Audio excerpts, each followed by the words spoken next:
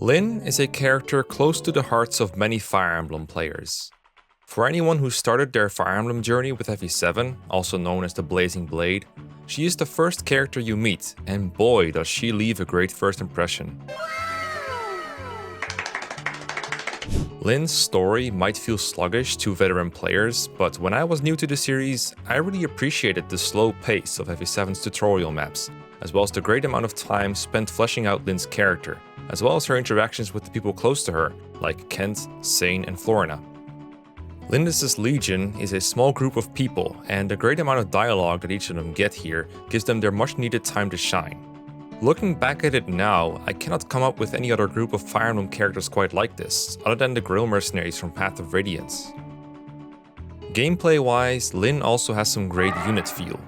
First of all, her animations, just look at them.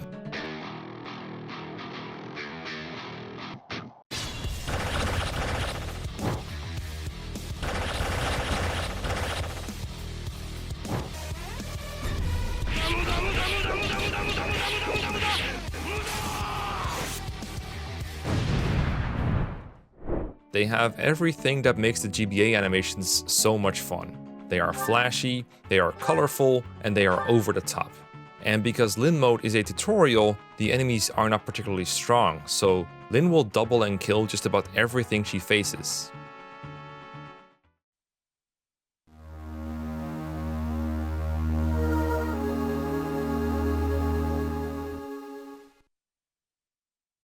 So if you're one of the many people who greatly enjoyed Lyn as a character, as a unit, or both, it can be a bit of a downer to go online and see the tier list usually put her pretty low. Nani?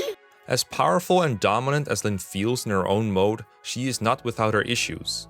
No unit is perfect, but Lyn's problems are especially apparent if you compare her to other units under the strict rule set of a tier list. Now, before I go on to explain why Lyn is bad in the Blazing Blade, let me make something crystal clear.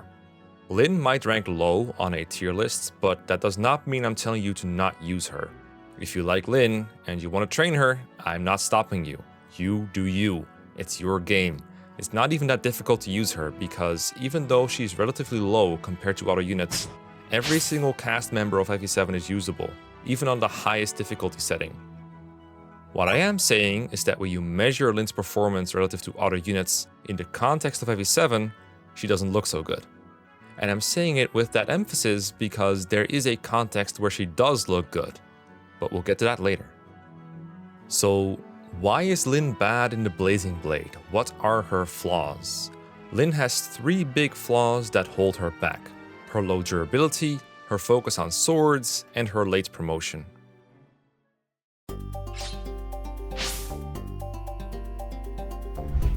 Lyn is a contender for having the worst durability in the game. That might sound like I'm exaggerating, but I'm really not. For HP, she is looking at 16 HP and 70% growth, while her base defense is only 2 with a 20% growth. This is on par with mages like Urk and Lucius, and significantly worse than characters with more average durability like Kent and Sane. When compared to actual tanks like Oswin and Hector, Lyn is made of wet paper.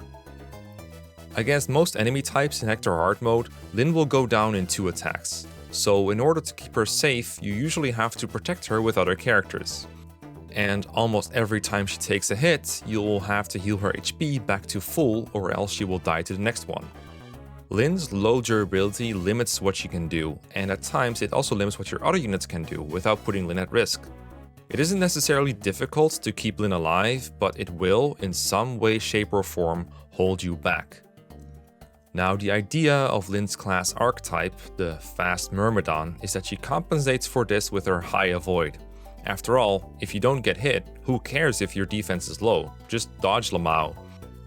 But Lyn's avoid is not reliable in the slightest until much later in the game. Sure, she has a reasonable chance to dodge an attack, but are you willing to bet her life on it, or would you rather have more concrete durability?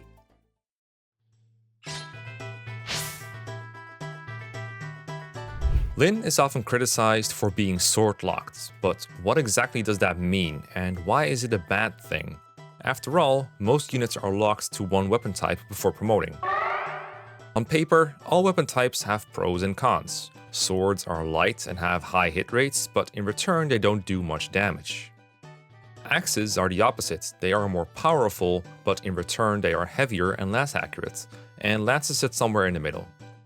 Bows have solid weapon stats all around, but their drawback is that they can only be used for ranged attacks. However, FE7's enemy composition tips the balance in favor of lance and axe users. The most common enemy type are lance users, who have weapon triangle advantage against sword users like Lyn. Whenever Lyn is fighting a lance user, she suffers a significant penalty. She does 1 less damage with her attacks at 15% less accuracy, while the enemy deals 1 more damage in return with 50% more accuracy. This compounds all of Lyn's durability problems, as she'll get hit harder and more often. In addition, the loss in Lyn's damage output compared to other weapon types really stings, because Lyn's strength is on the low side, 4 base and 40% growth. It's not irredeemably bad, but with swords being so weak, she's rarely going to be able to kill an enemy in a single round of combat. The theoretical upside to this low attack power is that Lyn is more accurate than lance and axe users, but characters with accuracy problems in FE7 are rare.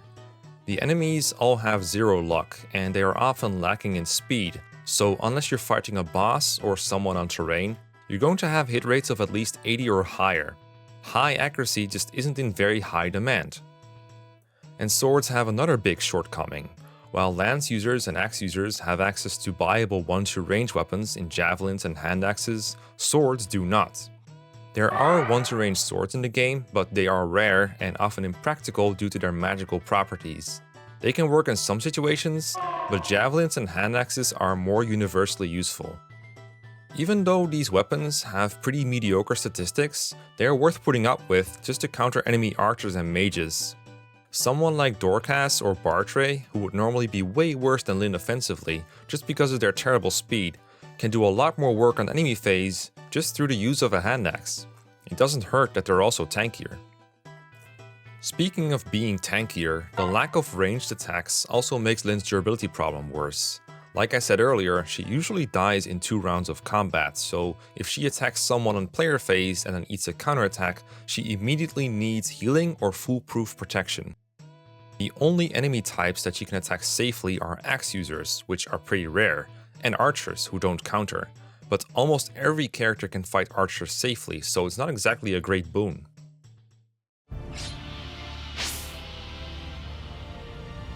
Now, both Lyn's low durability and her lack of ranged options are mitigated by her promotion to Blade Lord. Not only does she gain 3 HP, 3 defense, and 5 resistance, but she also gets the option to use bows to avoid enemy counters, ignore the weapon triangle, and sometimes counter ranged attackers herself. It's a pretty good promotion actually. But there is one big problem. The only way to promote Lyn is through the use of a Heaven Seal, and the first one you obtain is in Chapter 26 of Hector mode, Unfulfilled Heart. Every single promotion item is available at least once long before then, and some of them you can even get twice before that time. Lyn also cannot use the Earth Seal, the universal promotion item that can promote almost everyone else. That means Lyn is stuck in her unpromoted class for longer than most other characters. Also, if you are training your other lords, only one of them can promote with that Heaven Seal. In Hector mode, that means you have to choose between Lyn and Eliwood. Whoever draws the shortest straw is going to have to wait until the end of Chapter 28, Battle Before Dawn, to promote.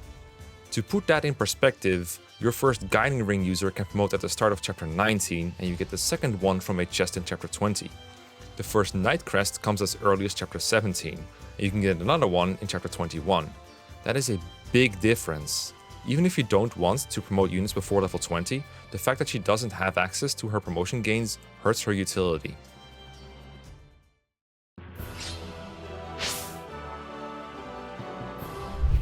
Of course, it wouldn't be fair to rag on Lyn for her drawbacks without highlighting some of her good points. The problem with Lyn's good areas is that in the context of FE7, they are either overkill or not as helpful as they could have been. Case in point, the Manikadi, Lyn's personal weapon. This is a really good weapon. It's almost as strong and crit happy as the Killing Edge, but it's much lighter and has effectiveness against armored and mounted enemies. Unfortunately, most enemies with those properties in FE7 wield lances. so Lyn is often going to fight at triangle disadvantage if she wants to cash in on this. What's worse is that FE7 only has a 2x might modifier for effective weaponry, so Lyn often doesn't even one-round enemy armor knights with the Manikadi. This is actually a localization change. The Japanese version has triple effectiveness instead. So between the English version and the Japanese version, they robbed Lyn of 8 potential damage, and that's damage she really could have used. Lyn's other iconic strong area is of course her speed. She has 9 base speed and a 60% growth, so she's one of the faster characters in the game. This ups her void and allows her to double a wider range of enemies compared to slower characters. While I think speed is the best stat in the game, in a vacuum, I think Lyn's high speed doesn't really help her all that much. As I've highlighted before, FE7 enemies are slow. Even units with more average speed can double a large percentage of them. Oftentimes, Lyn's extra speed is overkill. There are some enemy types that are hard to double, such as mercenaries and valkyries, but with her average stats, Lyn usually doesn't double those either. At that point, all her high speed does is add to her avoid, which is helpful-ish, but like I've said before, it's often not reliable, and you're still limited by her poor HP and defense unless you're willing to take a big risk. Other than the Manikadi and high speed, Lyn doesn't really stand out positively in FE7. What other standout traits does she have? She has high accuracy, but as I've outlined before, accuracy problems are rare in FE7. Most axe users have no trouble hitting their targets. I guess there's the fact that she gets the Soul Kadi in the final chapter? But that sword is bad, it's weaker than the Silver Sword, and it weighs her down by a massive 8 points. What the fuck is that? So Lyn as a unit has her pros and cons, and unfortunately FE7 highlights those cons while it renders those pros not worthless, but they don't exactly give her a lot of utility. She isn't terrible in a vacuum, but the context of FE7 just doesn't let her shine. FE7 is a game with many enemies that are weak individually, but nonetheless Lyn performs worse than most of her peers due to her worse durability and her focus on swords and bows. Which made me think, what if Lyn was put into a different context where her issues were less pronounced, but her strengths could really be shown off? What if there was a game that Lyn could be in, where swords and bows are better, where weapon effectiveness was a bigger deal, and where her speed and accuracy were not just relevant, but legitimate claims to fame? In other words, what if Lyn was a playable character in The Binding Blade?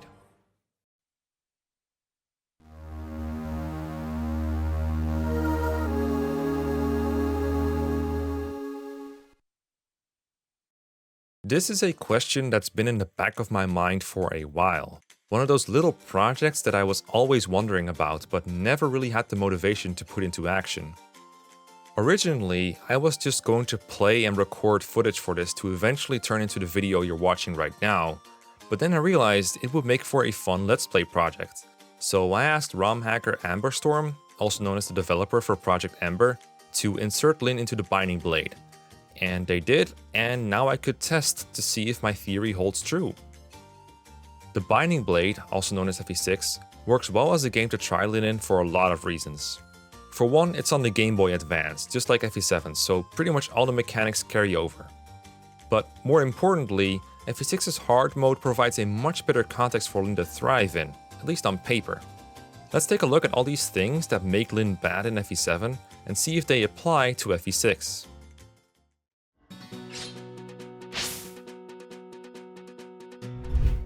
This is still a weakness of Lyn's in the Binding Blade. Putting her in a different game doesn't change that her HP and defense are on the low end. However, at the very least she's not so frail that she dies in one hit, even if we play on hard mode. In that sense, she's not much worse off than most of the units in Chapter 1, like Roy, Alan, Lance, and Walt. She gets 2-hit KO'd. And while her raw durability at base level is nothing to write home about, the other factors at play mitigate this issue quite a bit.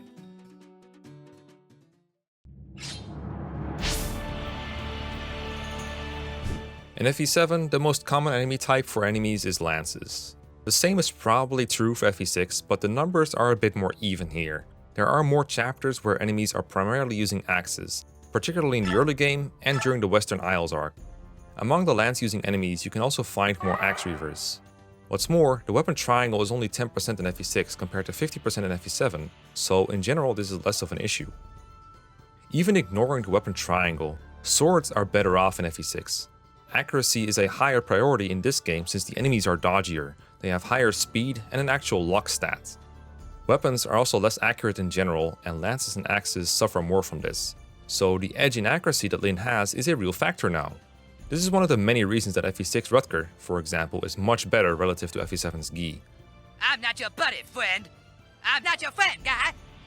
Bows have a similar niche of being accurate, which is again not very helpful in FE7, but very much so in FE6.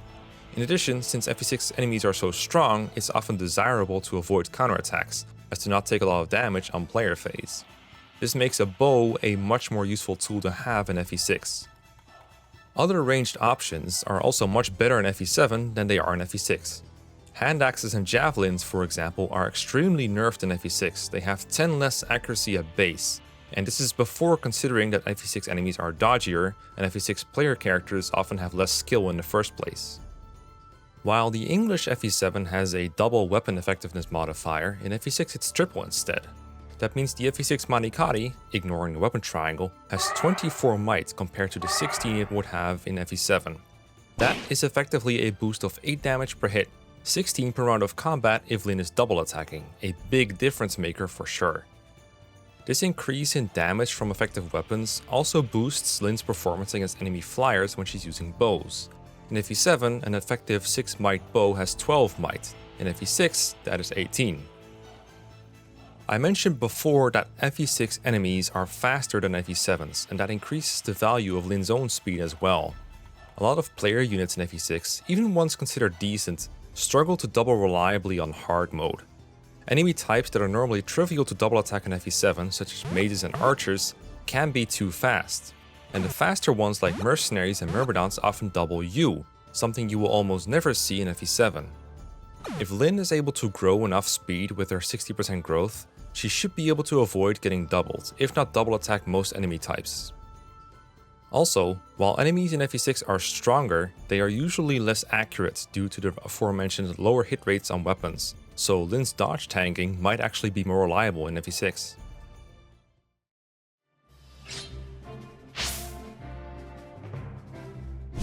I saved this one for last because it required some creative liberties on my part. Lyn does not have a canonical promotion time in FE6. I could simulate her late promotion from FE7, for example by having her promote at the same time as Roy in FE6, 3 chapters before the true end of the game. But I didn't think that would be very interesting. The result would be very predictable. Lyn will probably be decent for maybe half the game, and then inevitably as other units start promoting she would drop into obscurity until the last couple of chapters. So I decided that Lyn should be able to promote with a regular promotion item that was reasonably available. Since her class is a clear reference to Myrmidons, you could argue it should have been Hero Crest. But FE6 already has a lot of Hero Crest users, so instead I asked Amber to have her promote using the Orion's Bolt instead, an item for which there is much less competition. Slightly unfair, maybe, but I thought it would make for the most interesting content.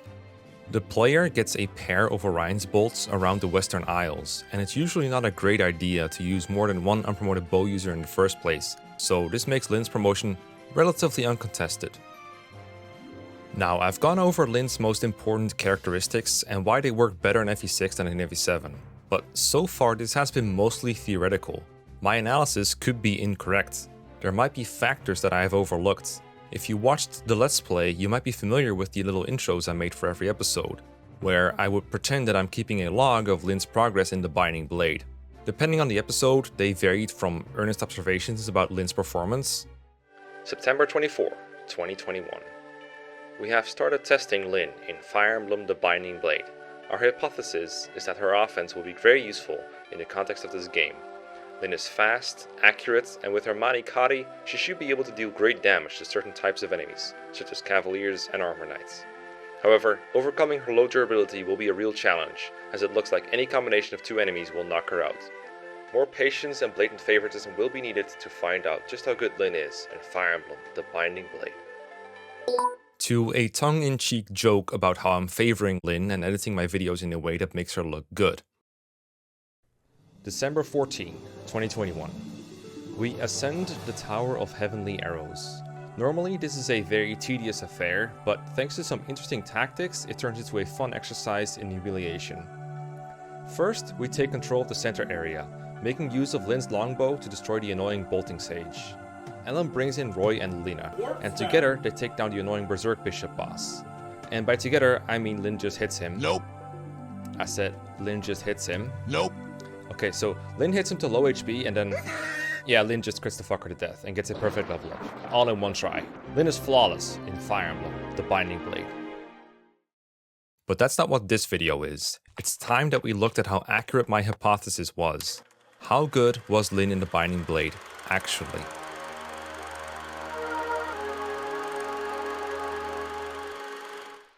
From the very start, it became clear that Lyn's early game was not going to be her strong suit. Her durability was still really bad, and her base speed was not high enough to double enemies. In Chapter 1, neither of these were huge problems per se, because that map is all about Marcus weakening enemies and then other characters finishing them off, and Lyn did that just fine. But as the early game progressed, it became apparent that Lyn's lower durability was still relevant. One problem was that once Lyn took a hit, a single heal from Ellen or a single vulnerary use wasn't enough to enable her to take another, so it was generally better to not have her take hits at all. This limited her to finishing off enemies on player phase, whereas characters with even slightly more bulk could afford to be opened up to attacks every now and then. That said, this healing problem was alleviated by the Men's Staff obtained in a house in Chapter 3, as that let me heal Lyn to full HP. Another issue that I didn't count on beforehand was the bad level ups I was going to get. My Lyn got RNG screwed big time, particularly in speed. For the entire early game, my Lyn could not double reliably, even though that was supposed to be her selling point. Since her bases aren't exactly stellar, this really hurt her performance for the first half of the game. Now that's all the bad news for the early game. The good news is that the Manikadi was really good. It did loads of damage to enemy cavaliers, and it even let me one round KO armor knights. Triple effectiveness made a big difference. Even outside of these specific enemy types, Manikadi was just a really nice weapon to have that gave Lyn more attack whenever she needed it, and with her low strength, that was quite often. Still, Lyn's drawbacks kind of overshadowed her strong points for the early game. Even when we could utilize the Manikadi, we still had to be really careful to protect her from damage, as the combination of any two enemies could KO her. Against axe enemies, her avoid was good enough to occasionally rely on a dodge, but most of the time it wasn't, so sometimes there just wasn't a good opportunity to use her. After Chapter 8, these opportunities fortunately became more plentiful as we got into the Western Isles arc. At this point in the game, the enemy focus shifts from lance users to axe users, so we could expect Lyn to dodge a lot more. Her hilarious doubling problem was still present, but it was easier to get her in on the action without risking her life, or having to get out of my way to avoid that risk. Another factor that increased Lyn's usefulness was her gaining a support partner. Lyn replaced Boars, and so she inherited the support list that Boars had, which coincidentally only has characters that join after Chapter 8. While other characters such as Alan could benefit from gaining support bonuses, Lyn was left alone up to this point. Partially due to wanting Lyn to be on par with the others in this regard, I decided to use Lena in this playthrough, and kept these two together to build support over the course of the game. Funnily enough, this support gives Lyn the same bonuses as the very fast Lyn Florina support in FE7, since Lena and Florina are both light affinity. That is to say, the pair gets 1 attack, 5 hits and 5 crits per support level. Now, I never support abused in this playthrough, meaning I never just sat there mashing end turn, but I did play at a fairly relaxed pace and made sure to keep support pairs together whenever the situation allowed for it. Lyn's upward trend continued as we kept going through the Western Isles. Her bad RNG from the early game got counterbalanced by a couple of lucky level ups and boss kills. This allowed her to reach level 20 at the end of Chapter 11, just as we obtained the first Orion's Bolt. This allowed me to promote her at the maximum potential on the first turn of Chapter 12, giving Lyn a sizable boost on all fronts. Her durability becomes considerably better through the addition of 3 HP, 3 defense, and especially 5 resistance. Lyn was already blessed in resistance, but this promotion is what made Lyn absolutely earn the title of Mage Killer. She started taking negligible damage from magical enemies from here on out, but the physical bulk is considerable too. Her offense was also improved through the gain of +2 attack, making it easier to combine for kills on tougher enemies, and sometimes even hit 2-hit KO thresholds on weaker ones, occasionally aided by the Lina support. Unfortunately, Lyn's promotion doesn't give any speed, probably as it was designed to fix her weaknesses rather than bolster her strong points, so she remained a bit speed screwed. But even with her speed being about 3 below average, Lyn was still fast enough to double the majority of enemies, both generics and bosses. She actually went on a boss killing streak for several chapters because she happened to be so proficient at dealing with them. Holy sh**. The promotion also gave Lyn access to bows, which made her a lot more flexible. She could avoid those strong counterattacks FE6 enemies are known for, attack from different positions, and of course gain triple effective damage against enemy flyers. Lyn started using bows more often than swords after promotion because it was usually more convenient, and this way I could better preserve the remaining uses of the Mani Kari. At this point, I think it's good to mention that I tried to avoid favoring Lyn over other characters. I really wanted to accurately test and depict what it would be like to use Lyn in a casual playthrough. I made funny joke intros where I used intentionally poor editing and phrasing to make her look good, but this was not the kind of playthrough where I wanted her to receive more resources than other characters. I wanted to make a fair comparison with the rest of the cast. However, in this portion of the game I made 2 exceptions to this rule. The first is that I gave her the Chapter 13 body ring, simply because I wasn't using anyone that I thought would benefit more. Lyn's low constitution often prevented her from using higher might weapons to their full potential, especially my speed screwed edition. The Mani Kari was the only powerful weapon she could use that wasn't weighing her down like the Silver Sword and the Killing Edge did. If I was using someone else who could benefit just as much, such as Echidna, I probably would have given it to them instead. What a pity. Lyn's body ring situationally gave her more speed when using heavier weapons, though it's worth noting that it doesn't help her double an enemy that she couldn't already double with a lighter weapon. The second exception was that I used a hammer and staff to repair the Mani Kari. In most playthroughs, I would save that hammer and use for a more impactful weapon or staff, such as Durandal or Warp. This didn't really impact the playthrough much because I didn't use the Mani Kari all that often anymore at this point in the game, but it was nice to use it whenever I wanted to, instead of having to be conscious about its durability.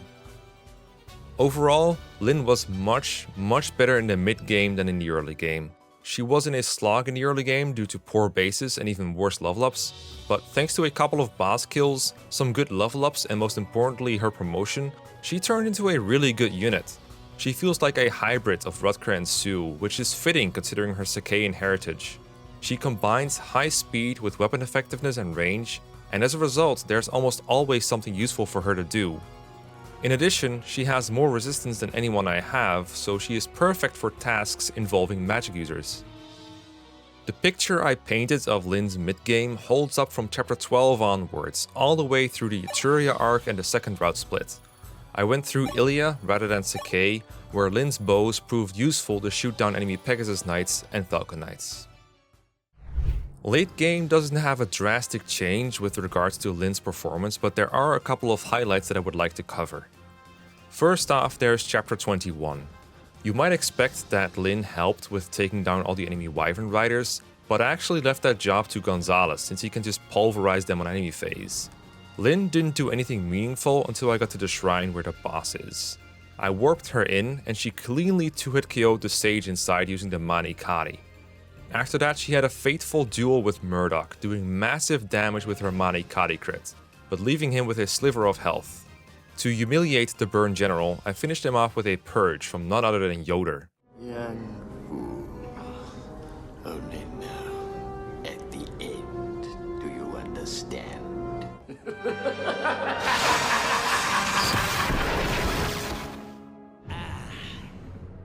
Chapter 21X saw Lyn really take the spotlight. I took another big shortcut again, warping her towards the boss area, this time carrying Roy. She dropped him off and started fighting the enemies coming from all sides, again benefiting from her gigantic res. Her frequent use of bows paid off in this chapter as she reached S rank, letting her use the Merglaze for a significant speed boost. This chapter did see the first actual Lyn death, but that was more due to my carelessness than a shortcoming on Lyn's part. After chapter 21X, the player receives the Apocalypse Tome as well as the Binding Blade and Roy's promotion. However, this patched version of the game had an additional fun surprise in store, the Soul Kati. This weapon is almost completely useless in the Blazing Blade as it's too heavy for Lyn to use without putting her at risk of getting doubled, and it's not strong enough to make up for it. It has double effectiveness against dragons, but that barely helps against the only dragon left in the game. In FE6, however, there are many dragon enemies left to fight, and my Lyn is fast enough to actually use the Soul Kati against a couple of enemies without losing her ability to double attack. This let us enjoy the flashy animations. In chapter 22, Lyn used her various weaponry to great success, with the ultimate payoff being her guaranteed and exact kill against Zephiel. At this point, I had also given Lyn a load of boots obtained in the secret shop of chapter 21. That might seem unfair since earlier I said I didn't want to load Lyn with stat boosters, but I had many boots, and I also gave roughly the same amounts to Roy, Gonzalez, and Laram, as well as a couple of other units. I believe the boots are better off focused into a low number of units instead of spreading them out very thinly. And at any rate, boots just speed up the pace at which Lyn can make it to enemies. They don't enhance her actual combat performance. So if she wasn't any good at fighting, it would show here. And it did not show. Lyn's abilities never slowed down even in the last few chapters. She did well against the remainder of Byrne's Wyvern army in chapter 23, and she was again instrumental in disposing of the boss, Brunia, taking her down with the Merglaze. I live streamed the last portion of the game where we go into the Dragon Temple. Since Lyn had all those boots, as well as the ability to kill enemy dragons without taking a counterattack, she saw a lot of play. But the absolute peak was the fight against the final boss. Normally, Idun is easily slain by Roy's Binding Blade, but my chat wanted me to kill her with Lyn, and the perfect opportunity to humiliate one last boss presented itself, as we defeated her with the Lightbrand. You what? I'm sorry, Idun, I would have loved to get the best ending, but the chat voted for this. From the way I discussed Lyn's performance, I think it's pretty obvious that I do really like the way Lyn plays in the Binding Blade. While her start was rough, she really came into her own when she promoted, and between all the different weapons she had access to, there was almost always something for her to do. She reminded me very much of two other good units from the Binding Blade, Rutger and Shin. Although she is not always able to match them due to lacking Rutger's high crit rates or Shin's high movement, the fact that she can do both of their jobs occasionally still gives her a lot of value. The ways I theorized Lyn's strong points to be better in FE6 than in FE7 all ended up being true in practice, and that was very satisfying to see. That said, before I shove Lyn into an S tier on a tier list, I think it's fair to point out her very real drawbacks as well. Lyn's low bases, particularly in HP and defense, are very real problems that I had to navigate around carefully in the early game. A lot of the kills that she got were weakened enemy archers, simply because fighting anything else with her presented a potential danger. For the first 8 or so chapters, Lyn could not fight more than 1 or 2 enemies per turn without a chance of death. In addition, the fact that mine got RNG screwed in speed shows that Lyn's speed base alone is not enough to let her double consistently. On the flip side though, I do want to make it clear that I don't think Lyn took more than her fair slice of experience. I trained many other units that joined early in the campaign, such as Roy, Alan, Deke, Wade and Rutger. I even ended up benching Deke and Wade despite having a lot of investment into them, and then I trained some units that joined later, such as Gonzalez, Lina and Zeus. So even though Lyn ended up reaching level 20 twice, there was more than enough experience to go around for everyone, and then some to spare. She did get a lot of boss kills which helped her snowball, but since she was always one of the best units to take down those bosses in the first place, I think that was fair. It's also worth pointing out that my Lyn was receiving support bonuses from Lina from chapter 8X onwards, which most notably gives her +1 attack per support level. As I said, I did not support grind, but I also made no effort in playing maps efficiently, as you can tell by the fact that I used Lina at all. Assuming Lyn inherits Boris' support list, the fact that Lina is her best support partner says a lot about the viability of her other options. and in an efficient playthrough, she probably has no supports, which will reduce her damage output a fair bit. Overall, I would definitely recommend Lyn to anyone playing FE6 casually, looking to spice up their playthrough. She's not as good as some of the most broken units in that game, but she's definitely got advantages to put her over the middle of the pack kind of units. She can fill the role of a dedicated sword or bow user, and easily reach S rank in either or both, depending on what you're looking for. If you'd like to try her out, there is a link in the description where you can download the patch along with the instructions on how to use it. Anyway, you see all these names scrolling by? These are my patrons. All of them are really awesome. Patreon support lets me make long videos like this without worrying too much about ad revenue or the YouTube algorithm. So if you would like to help me in that regard and you have the financial wiggle room, please consider joining. But likes, comments, and subscriptions are helpful too. Thank you so much especially to Abaddon, Danielle, RPG Guru, Death Star, Karaso, Modi, Zelda, D, Schmeep, Arkhold, Ben Dion, Blue Caterade, Boots42, Ice Lake, Crimson Blader, Moo, Beku, P. Vladias, Scott Mitchell, and the Vala Agenda for maxing out their ranking. Y'all are S tier. Shoutouts to Davis for the wonderful editing. And last but not least, thank you for watching.